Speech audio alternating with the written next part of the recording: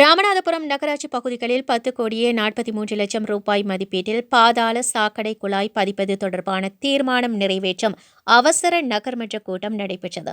ராமநாதபுரம் நகராட்சி கூட்ட அரங்கில் நடந்த அவசர கூட்டத்தில் ராமநாதபுரம் நகர் பகுதியில் 6.72 கிலோமீட்டர் அளவில் பாதாள சாக்கடை புதிய இரும்பு குழாய் பதிக்க 10,43,00,000 ரூபாய்க்கு கவுன்சில் கூட்டத்தில் தீர்மானம் நிறைவேற்றப்பட்டுள்ளது.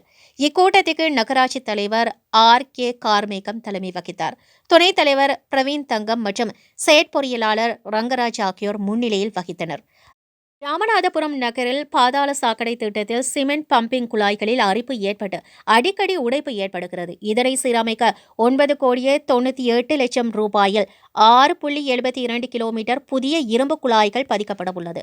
இதில் அனைத்து கவுன்சிலர்கள் பங்கேற்றனர்.